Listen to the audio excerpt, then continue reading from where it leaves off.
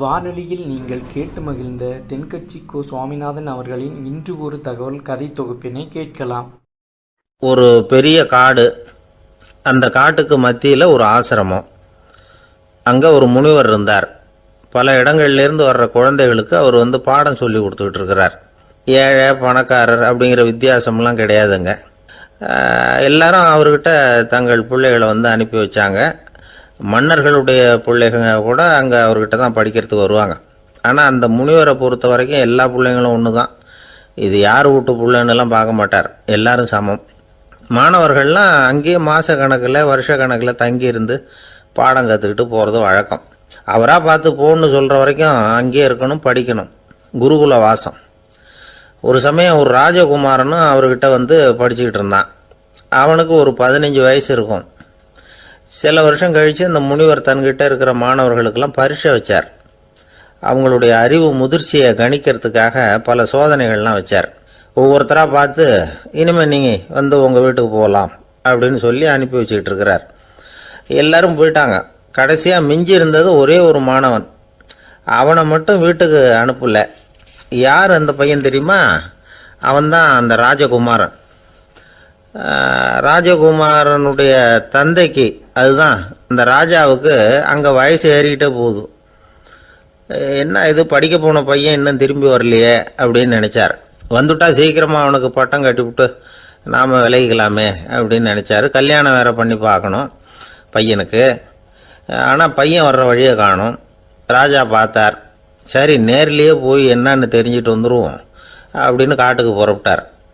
அங்கே போய் முனிவரை பார்த்தார். முனிவர் இவரை அன்பாக வரவேற்று உட்கார வச்சார். அதுக்கப்புறம் ராஜா மெதுவா, எல்லாரையும் வீட்டுக்கு அனுப்பி வச்சுட்டிங்களாமே, ஏன் பிள்ளைய மட்டும் அப்படின்னு சொல்லி மெதுவாக இழுத்தார். முனிவர் இதுக்கு உடனே பதில் சொல்லலை.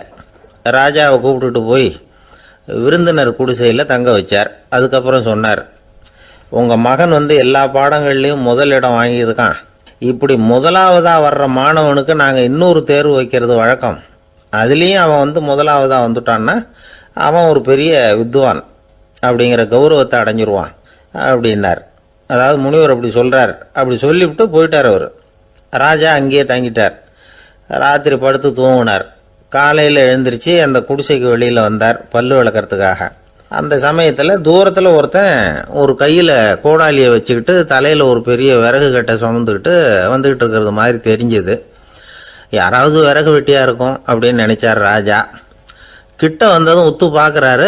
பார்த்தா அது தன்னோட புள்ள. திகைச்சு போயிட்டார். என்ன இது, ஒரு ராஜகுமாரனை கூட இது மாதிரி வேலையெல்லாம் செய்ய சொல்கிறாங்களே அப்படின்னு நினச்சார்.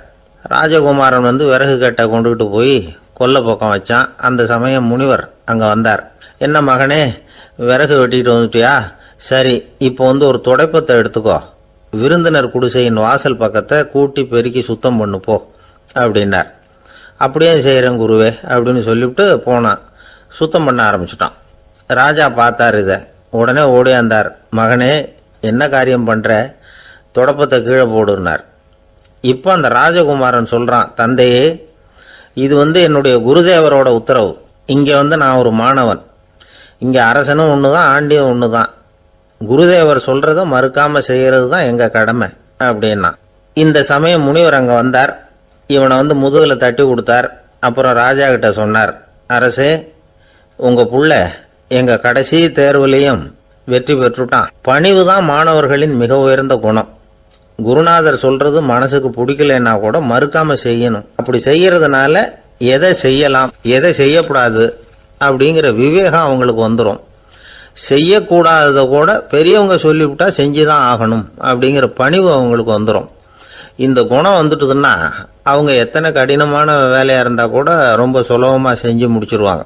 தூக்கத்திலேயும் அப்புறம் துக்கத்திலேயும் தோண்டு போட மாட்டாங்க.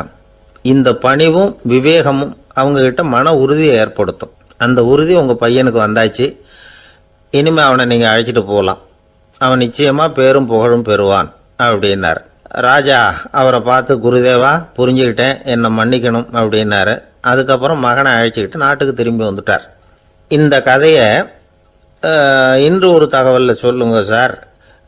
உங்கள் நிகழ்ச்சியில் சொல்லுங்கள் சார் அப்படின்னு சொல்லி மாணவர்கள் கேட்டால் பணிவாக இருக்கிறது எப்படி அப்படிங்கிறத புரிஞ்சுக்குவாங்க அப்படின்னு சொன்னார் ஒருத்தர். சரி சொல்லுவோம், அதுக்கு முன்னாடி நேர்லேயே ஒரு பையன்கிட்ட சொல்லி பார்க்கலாமே அப்படின்னு தோணுச்சு.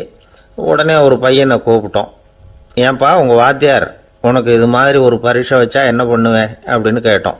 நானும் அப்படி தான் சார் நடந்துக்குவேன், விறகு வெட்டுவேன், தொடப்பத்தினால கூட்டி சுத்தம் பண்ணுவேன், உடனே செஞ்சு முடிச்சிருவேன் சார் அப்படின்னா. பலே பரவாயில்லையே அப்படின்னோம். ஆமாம் சார், அப்படி செஞ்சால் தானே வீட்டுக்கு அனுப்புவார், இல்லைன்னா இன்னொரு வருஷம் இங்கேயே இருந்து படின்னு சொல்லி விடுவார், அதனால் அப்படி செய்வேன் அப்படிங்கிறான் அந்த பையன். ஒரு பெரிய அரசன் இந்த உலகம் பூராவையும் ஆண்டுகிட்டு இருந்தான். ரொம்ப காலம் அப்படி அரசாட்சி பண்ணிகிட்டு இருந்தான். திடீர்னு அவனுக்கும் சில எதிரிகள் முளைச்சாங்க. அவங்கெல்லாம் ஒன்று சேர்ந்து இவனை தோற்கடிச்சுட்டாங்க. தோற்று போனதும் இவனுக்கு பயம் வந்துட்டுது, எங்கே எதிரிகள் நம்ம கொண்டுடுவாங்களோ அப்படின்னு. வெளியில் வந்தால் தனக்கு ஆபத்துன்னு பயந்துக்கிட்டு யாருக்கும் தெரியாமல் ஒரு குகைக்குள்ளே போய் பதுங்கி கிடக்கிறான். நிலைமையை பாருங்கள். முதல் நாள் அரண்மனையில் அதிகாரம் பண்ணிக்கிட்டு இருந்தவன் மறுநாள் குகையில் பயந்து போய் பதுங்கி கிடக்கிறான். ராத்திரி நேரம் வந்தது, பசி வயத்தை கிள்ளுது, பிச்சை எடுத்து சாப்பிட வேண்டிய நிலைமை. பிச்சை எடுக்கிறதுக்கு பாத்திரம் வேணுமே, என்ன பண்ணுறது அப்படின்னு அங்கேயும் இங்கேயும் பார்க்குறான். ஒரு மூலையில் யாரோ விட்டுட்டு போன ஒரு ஓடு கிடக்குது. அதை எடுத்துக்கிட்டு புறப்பட்டான். இருட்டில் வழி புரியல. ஏதோ ஒரு யூகத்தில் காலை மெதுவாக எடுத்து வச்சு நடந்து போயிட்டுருக்கிறான். வழியில் ஒரு கருப்பு நாய் படுத்து கிடந்தது. இருட்டில் அவன் இது கண்ணுக்கு சரியாக தெரியல. அவனுக்கு தவறி போய் காலை வச்சுட்டான் அது மேலே. நாய் சும்மா இருக்குமா, வள்ளுன்னு விழுந்து கடிச்சு விட்டுது. காலை பார்க்குறான், காலத்தையும் நினச்சி பார்க்குறான். அரண்மனையில் வீரக்கழல் அணிந்த காலை உடைய மன்னா அப்படின்னு புகழ்வாங்களே புலவர்கள்லாம். ஆனால் அது இன்றைக்கி நாய் கடித்த காலம் ஆகிட்டுதே அப்படின்னு நினைக்கிறான். அது மட்டும் இல்லை, முன்னாடியெல்லாம் பொற்கிண்ணங்களில் தான் அவன் சாப்பிடுவான். ஆனால் இப்போது உடஞ்சி போன ஓட்டு, அது ஓட்டை கையில் வச்சுக்கிட்டு நிற்கிறான். அதில் ஏதாவது யாராவது சாப்பாடு போடுவாங்களான்னு. முன்னாடியெல்லாம் நிறைய பேர் அரண்மனைக்கு வருவாங்க. அரசருக்கு காணிக்கைன்னு சொல்லி இவன் காலடியில் கொண்டாந்து கொட்டுவாங்க. அப்போலாம் இவன் அந்த ஜனங்களுடைய முகத்தை திரும்பி கூட பார்க்கறதில்ல, ரொம்ப கர்வமாக உட்காந்துருப்பான்.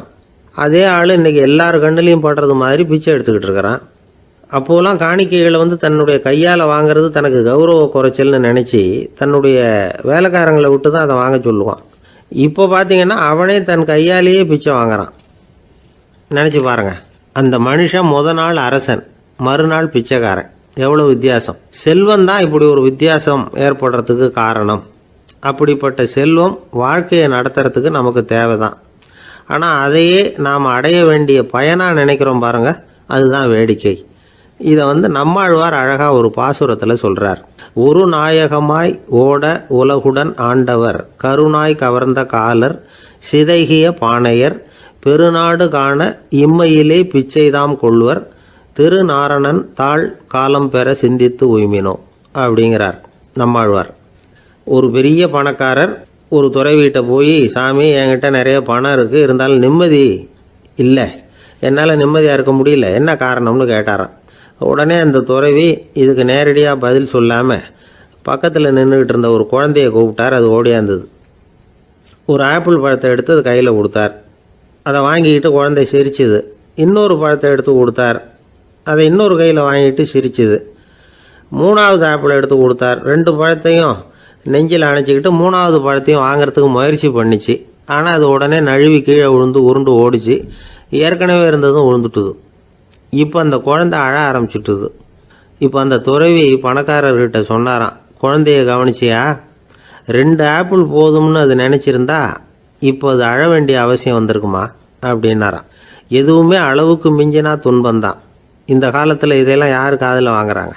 ஒருத்தனை நல்ல வழிக்கு கொண்டு வரணும்னு நினச்சி அவனை கூப்பிட்டு உட்கார வச்சு இந்த கதையை சொல்லிகிட்டு இருந்தாங்க. சொல்லிவிட்டு அந்த குழந்தை செஞ்சது தப்பு தானே அப்படின்னு கேட்டிருக்கிறாங்க. ஆமாம், தப்பு தான், நானாக இருந்தால் அப்படி செஞ்சுருக்க மாட்டேன் நானா இவன். 2 பழமே போதும்னு சொல்லியிருப்பியா அப்படின்னு கேட்டிருக்காங்க. அப்படி இல்லைங்க, அவர் கொடுக்க ஒவ்வொரு பழமாக வாங்கி பின்னாடி வச்சுட்டு மறுபடியும் கையை நீட்டுவேன் அப்படிங்கிறானா. இவெல்லாம் எந்த காலத்தில் திருந்துறது? ஒரு ஊரில் ஒரு ராஜா இருந்தார்.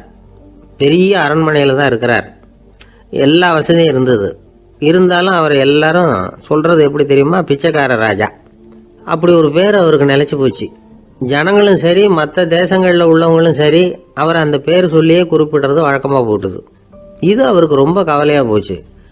என்ன இது, நம்மளை தேடி வர்றவங்களுக்கெல்லாம் நாம் சோறு போடுறோம், நம்ம புகழ்ந்து பாடல் ஏற்றி கொண்டு வர்ற புலவர்களுக்கெல்லாம் அவங்க எப்படி வந்தாலும் ஒருவேளை சோறு போடணுங்கிறது உத்தரவு. இவ்வளவுலாம் செஞ்சும் நம்மளை போய் பிச்சைக்கார ராஜான்னு எல்லாரும் சொல்கிறாங்களே, அது ஏன், எதுக்காக அப்படி சொல்கிறாங்க? இதுதான் ராஜாவுக்கு குழப்பம். சரி, இதை பற்றி நம்ம அமைச்சர்கள்கிட்ட கேட்கலாமா அப்படின்னு யோசனை பண்ணார். இந்த விஷயத்தை போய் அவங்கக்கிட்ட எப்படி கேட்கறதுன்னு அவருக்கு தயக்கமாக இருந்தது. கௌரவ குறைச்சலாக தெரிஞ்சுது அவருக்கு. சரி, சாதாரண குடிமக்கள்கிட்ட இதை பற்றி கேட்கலாமா அப்படின்னு யோசனை பண்ணார். கேட்கலாம், ஆனால் அவங்க யாரும் ராஜா முன்னாடி வந்து நின்று தைரியமாக பேசக்கூடிய அளவுக்கு இல்லை. ராஜாவோட குழப்பம் நாளுக்கு நாள் அதிகமாக போச்சு. கடைசியாக அவர் ஒரு முடிவுக்கு வந்தார்.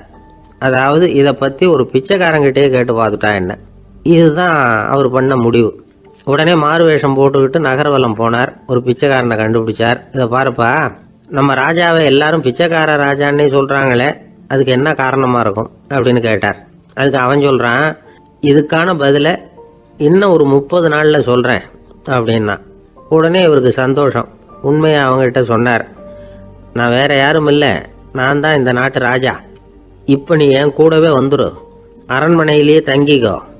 30 நாள் கழித்து எனக்கு பதில் சொல்லிவிட்டு அதுக்கப்புறமா நீ போகலாம் அப்படின்னு சொல்லி அழைச்சிட்டு வந்துட்டார். அரண்மனையில் ஒரு மூலையில் அவன் தங்கறதுக்கு இடம் கொடுத்தார். தினம் 2 வேளையும் இவனுக்கு சோறு போடுங்க அப்படின்னு உத்தரவு போட்டார். ராஜா கொடுத்த இடத்துல போய் உக்காந்துக்கிட்டான் அந்த பிச்சைக்காரன். தினமும் அந்த அரண்மனையில் நடக்கிறதையெல்லாம் கவனிச்சிக்கிட்டு வந்தான். வேளைக்கு சாப்பாடு வரும், சாப்பிட்டுக்கிட்டு இருக்கான். இப்படி 30 நாள் முடிஞ்சுது. ராஜா வந்தார். என்ன, என்னோட கேள்விக்கு பதில் என்னன்னு கண்டுபிடிச்சிட்டியான்னார். கண்டுபிடிச்சிட்டேன்னா. என்ன எல்லாரும் பிச்சைக்கார ராஜான்னு சொல்கிறாங்களே, அது நியாயமாக படுதா உனக்குன்னு கேட்டார். நியாயமாக தான் படுது, சந்தேகம் இல்லாமல் நீங்கள் பிச்சைக்கார ராஜா தான். என்னதான் நீங்கள் வசதியோடவும் படைபலத்தோடவும் இருந்தால் கூட நீங்கள் எங்கள் வர்க்கத்தை சேர்ந்த ஆசாமி தான் அப்படின்னு அடித்து சொல்லிவிட்டான் அந்த ஆள். எதனால் அப்படி சொல்கிறேன்னு கேட்டார் இவர். அரசே, ஒரு உண்மையை கண்டுபிடிச்சி சொல்கிறதா நான் உங்ககிட்ட சொன்னேன்.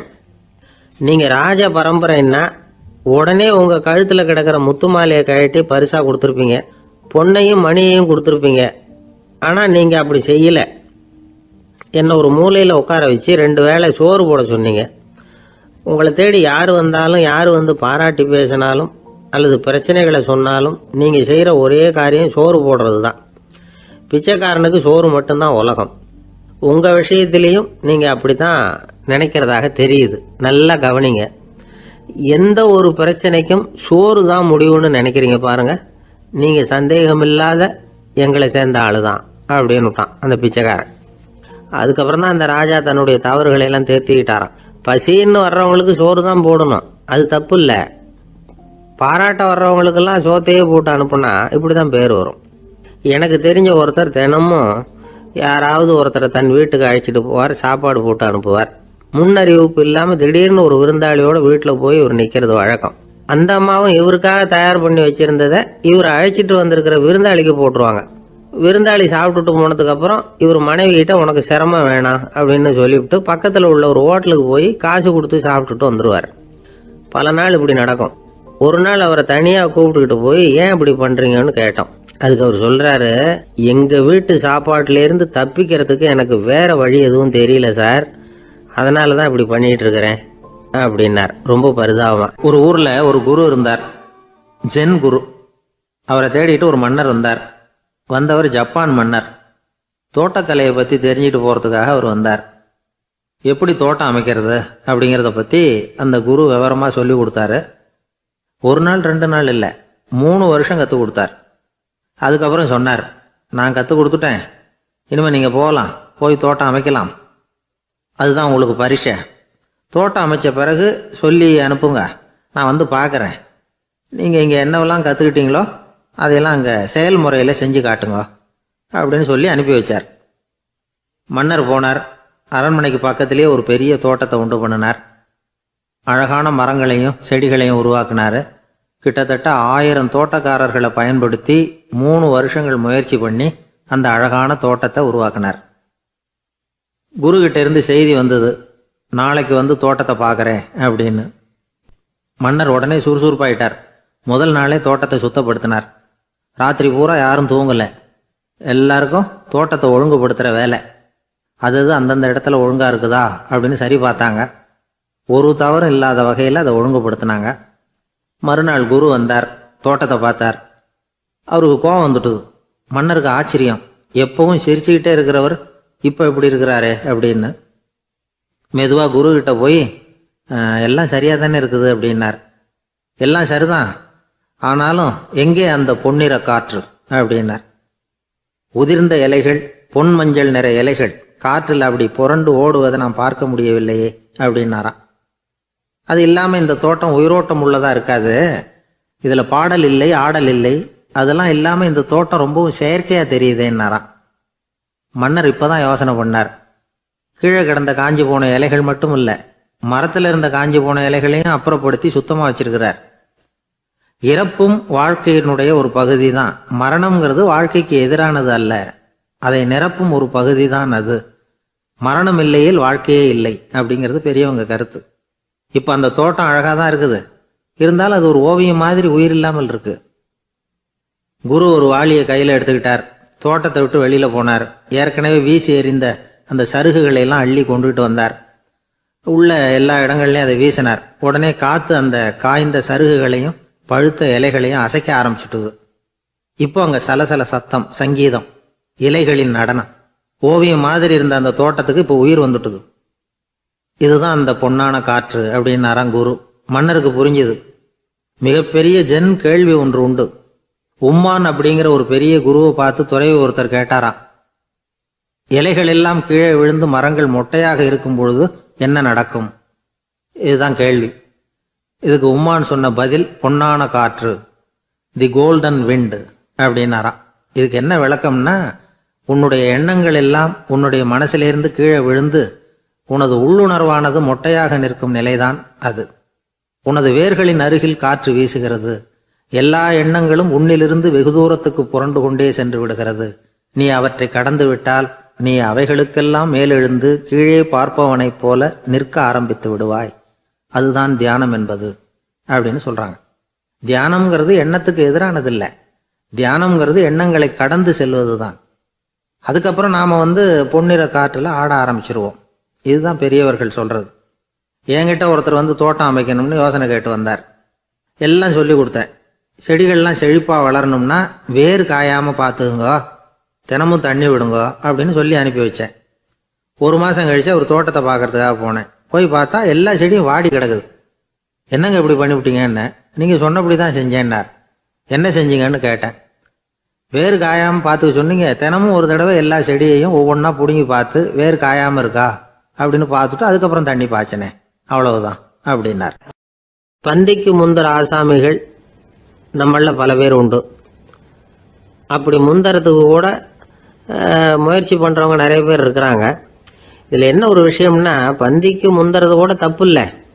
ஆனால் அப்படி ஒரு விருந்தில் ஆளாக போய் உட்காந்து சாப்பிட்டா கூட வெளியில் வர்றப்ப என்ன பெரிய விருந்து வச்சுட்டான், சாம்பாரில் உப்பு இல்லை, ரசத்தில் காரம் இல்லை அப்படின்னு குறை சொல்லிகிட்டே வர்றது இருக்கு பாருங்க. அது சரியில்லை, நாகரிகமும் இல்லை.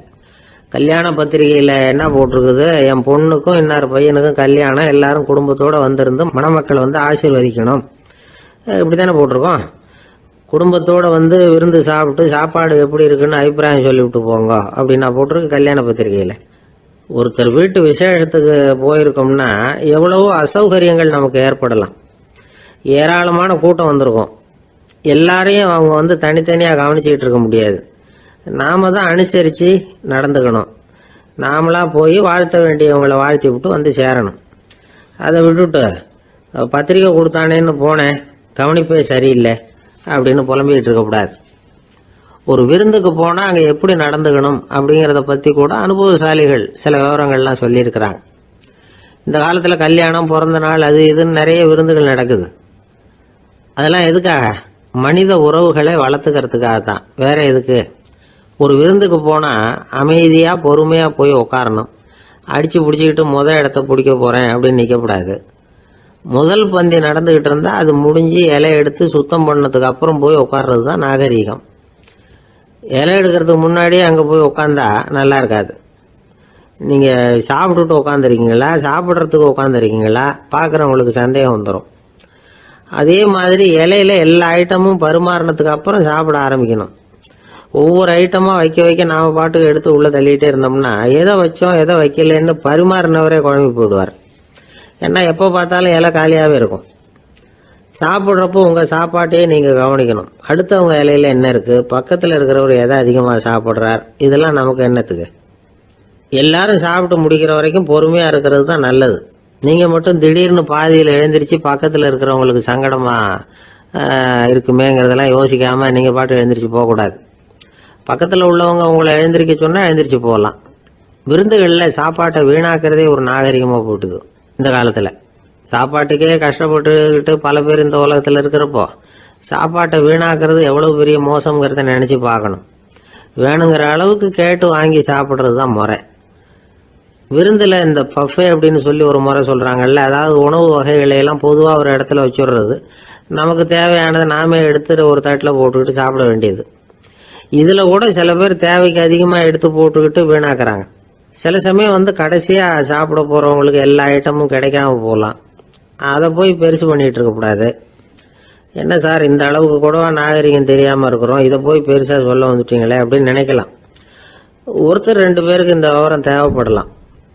அவங்க காதலையும் இது விழட்டுமேங்கிறதுக்காக தான் இது. ஒரு பெரிய கல்யாண விருந்து நடந்துக்கிட்டு இருந்தது. விருந்து மண்டபத்து வாசலில் ஒருத்தர் நின்றுக்கிட்டு வர்றவங்களையெல்லாம் ரொம்ப மரியாதையாக வணங்கி உள்ளே அனுப்பி வச்சுக்கிட்டு இருந்தார். எப்படி தெரியுமா? வர்றவங்க கையெல்லாம் பிடிச்சி முத்தம் கொடுத்து அதுக்கப்புறம் உள்ளே அனுப்பி வச்சுக்கிட்டு இருந்தாராம். கூட்டம்லாம் முடிஞ்சதுக்கப்புறம் அவர்கிட்ட போய் கேட்டிருக்கிறாங்க, சார் நானும் எவ்வளவோ விருந்துகளுக்கு போயிருக்கிறேன், இருந்தாலும் இவ்வளவு மரியாதையாக வர்றவங்க கைக்கெல்லாம் முத்தம் கொடுத்து வரவேற்கிறத இங்கே தான் பார்க்குறேன் அப்படின்னு சொன்னாங்க. அதுக்கு அவர் சொன்னார், அட போங்க சார், நான் முத்தம் கொடுக்கல, முந்தின பந்திக்கு சாப்பிட்டவங்களே அடுத்த பந்திக்கும் வர்றாங்களான்னு மோந்து பார்த்து அனுப்பி வச்சுக்கிட்டு இருந்தேன் அப்படின்னார். ஒரு ராஜா இருந்தார். நாடு பூராவும் நிறைய மரங்களை நட்டு வளர்க்கணுங்கிறது அவரோட ஆசை. தானே அதுக்கு முன்மாதிரியாக இருக்கணும்னு நினைச்சார். அரண்மனையை சுற்றி மரங்களை நட்டு வளர்த்தார். இதை பார்த்துட்டு ஜனங்களும் அவங்கவுங்க வீட்டை சுற்றி மரக்கன்றுகளை நட்டு வளர்த்தாங்க.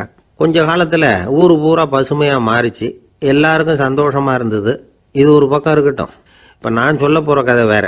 அதாவது அந்த ராஜா ஒரு நாள் தன்னுடைய அரண்மனையை சுற்றி இருக்கிற விதவிதமான மரங்களை எல்லாம் போய் பார்த்தார். எப்படி இருக்கிறீங்க அப்படின்னு ஒவ்வொரு மரத்துக்கிட்டையும் விசாரிச்சாராம். எந்த மரமும் சந்தோஷமாக இருக்கிறதா தெரியல. அதுக்கும் மனசில் ஒரு குறை.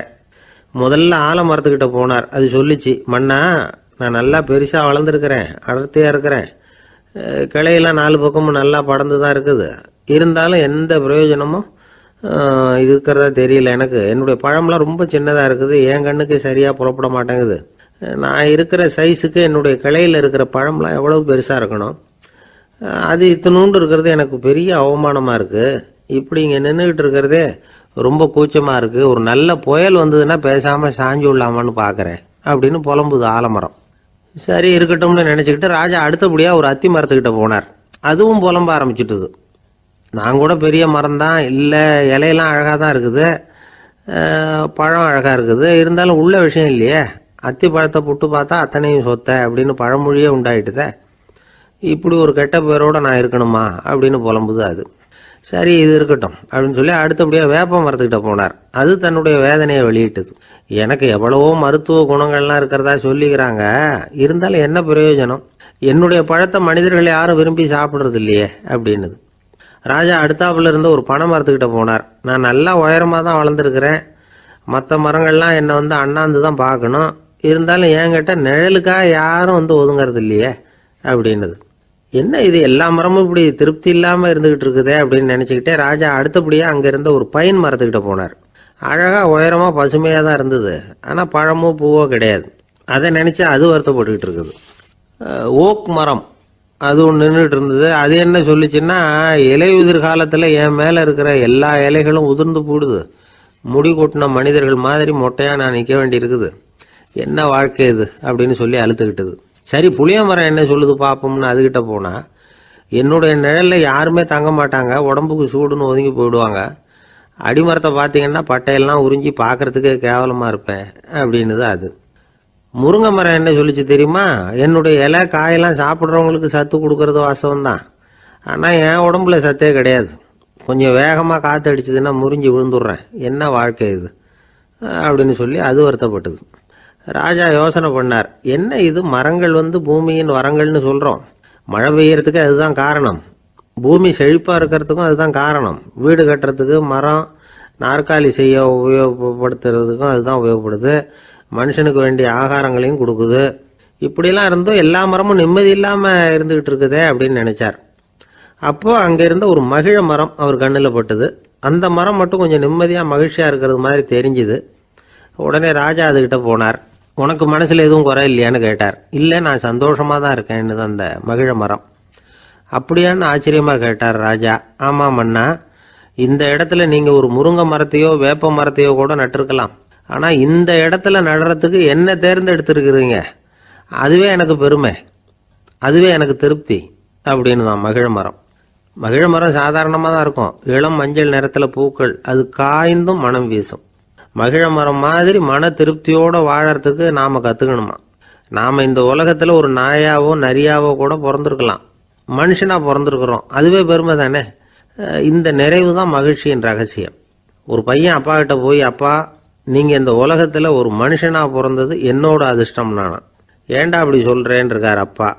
நீங்கள் ஒரு கரடியாக பிறந்திருந்தா இந்நேரம் நானும் ஒரு கரடி குட்டியாக தானே இருந்திருப்பேன் அப்படின்னு நானா பையன்.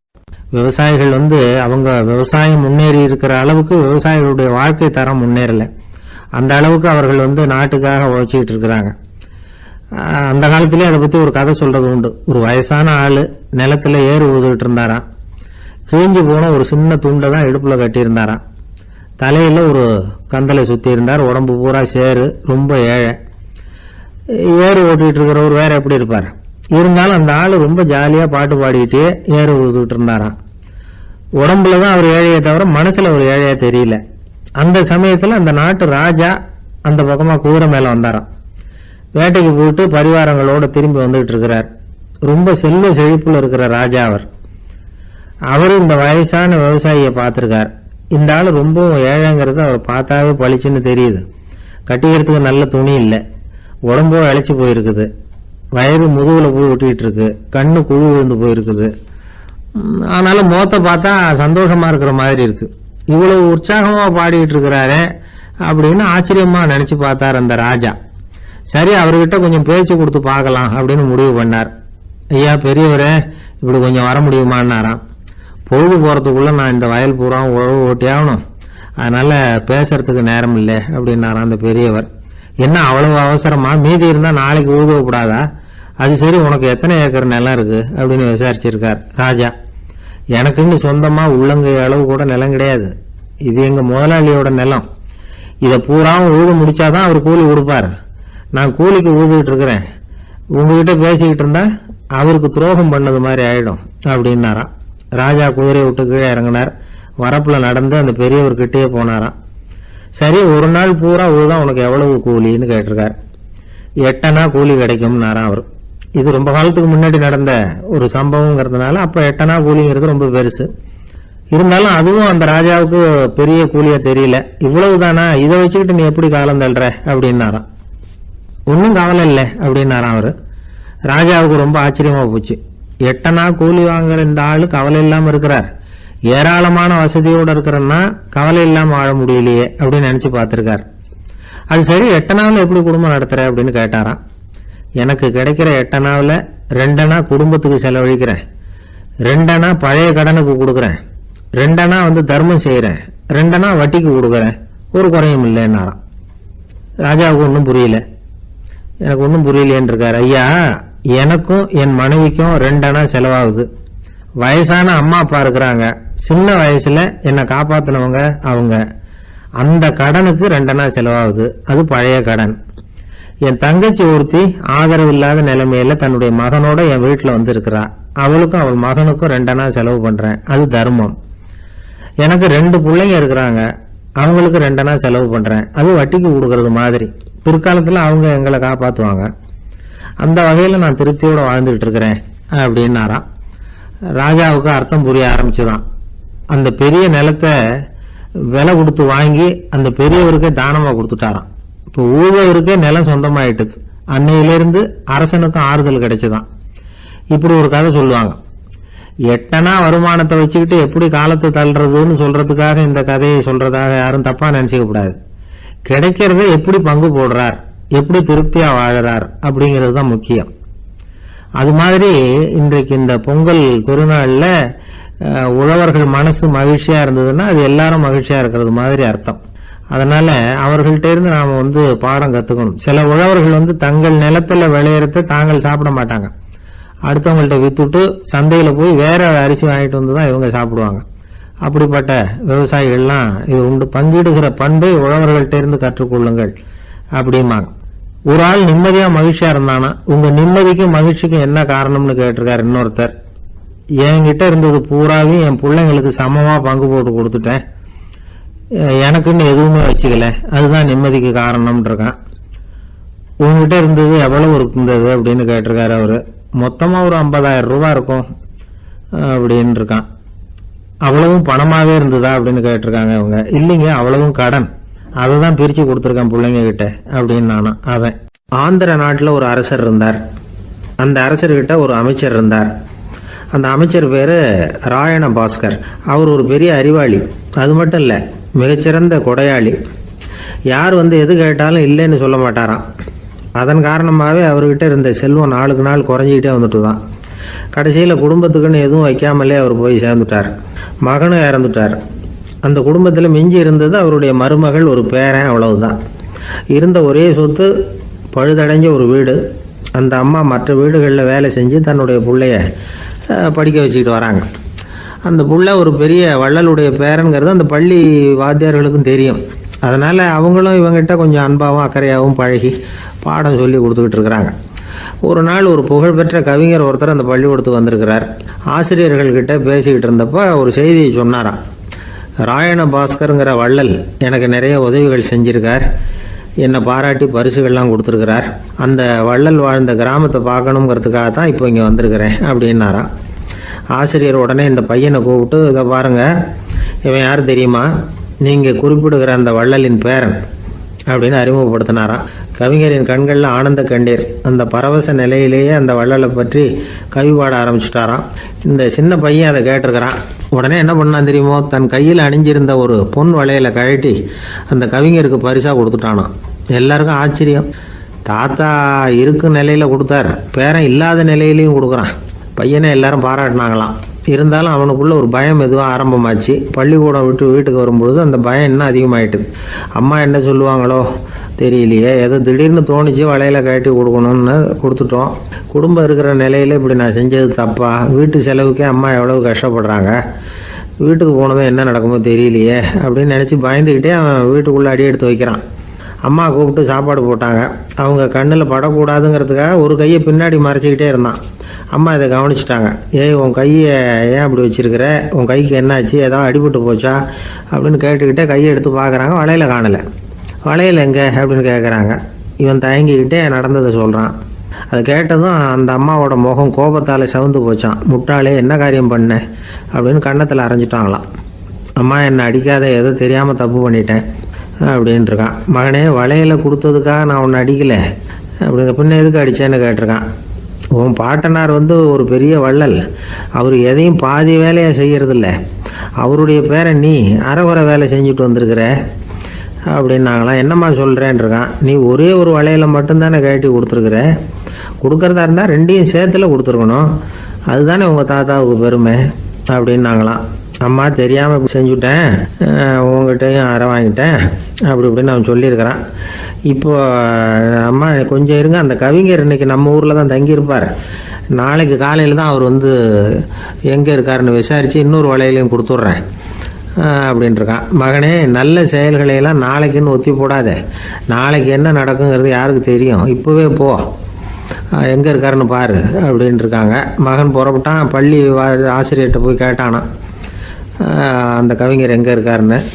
அவர் சொன்னாராம். உடனே போய் அவர் இருக்கிற இடத்துல கதவை தட்டியிருக்கான். ராத்திரி நேரத்தில் இவனை கண்டதும் அவருக்கு ரொம்ப ஆச்சரியம். இவன் இன்னொரு கை வளையலையும் எடுத்து நீட்டியிருக்கான். அவர் திகைச்சு போய் நிற்கிறார். அவரால் என்ன பண்ணுறதுன்னே தெரியல. ஆனந்த கண்ணீர். இது பெரியவர்கள் கூற கேட்ட ஒரு வரலாறு. இன்னைக்கு இப்படிப்பட்டவங்களை பார்க்க முடியுமா?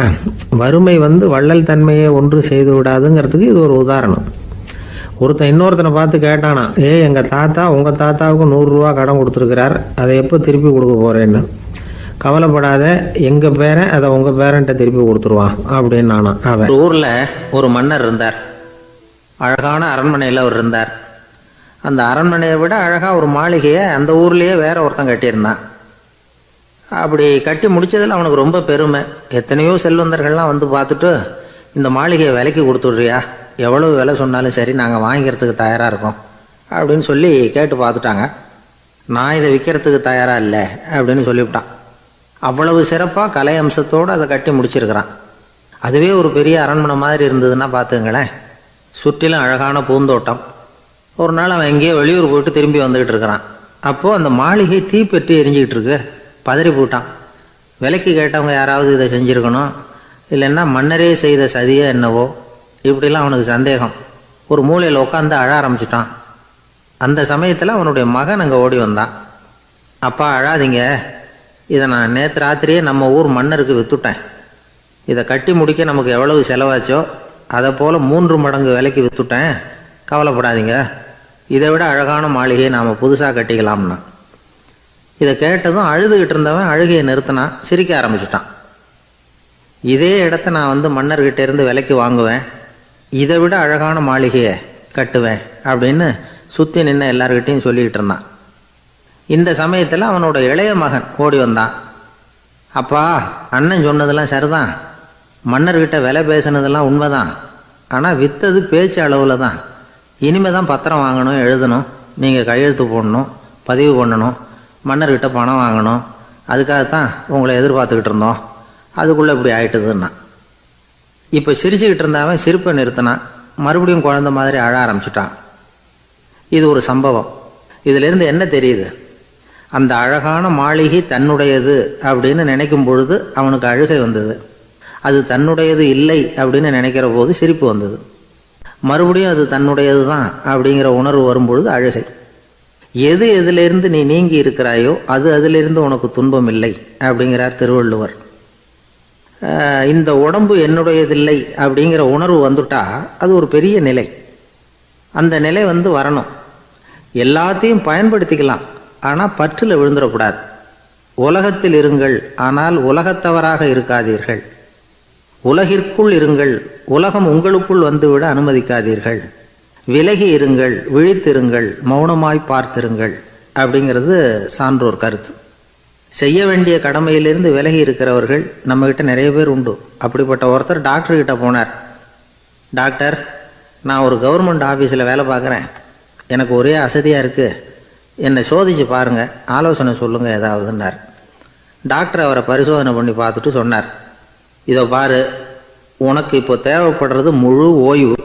நீ எவ்வளவு சீக்கிரமாக ஆஃபீஸுக்கு போறியோ அவ்வளவுக்கு உனக்கு நல்லது அப்படின்னாராம். ஒரு ஊரில் ஒரு மன்னன் இருந்தான், கொடுங்கோல் மன்னன்.